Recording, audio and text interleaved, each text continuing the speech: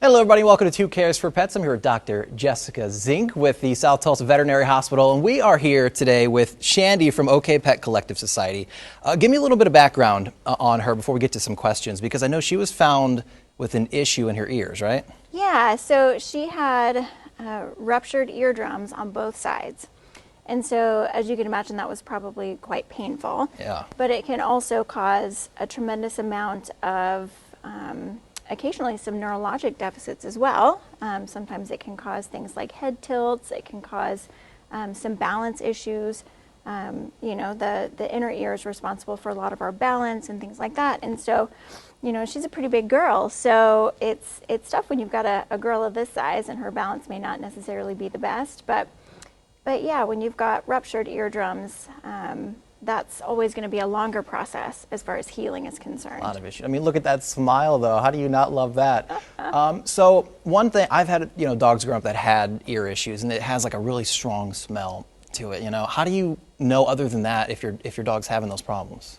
So that is one big clue, and actually I do hear that a lot. Most people are like, well, I don't know if there's an issue, but I can smell something, and that's a big one. A lot of times if you've got either bacterial or a yeast infection, that does have a pretty potent and characteristic smell.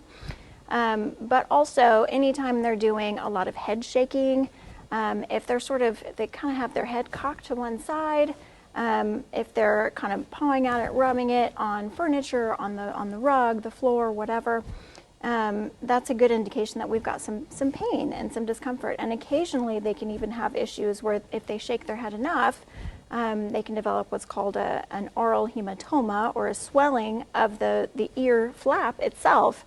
And that's just a big collection of either blood or serous fluid, and that's just from the concussive forces from shaking their head. Move around a lot. So is there a cure to this? I mean, or is it just something you watch and you treat when it pops up, or how do you help avoid it then? So unfortunately, with allergies being such a big problem in this area, this part of the country, a lot of the time, the underlying issue itself is going to be some sort of allergic skin disease.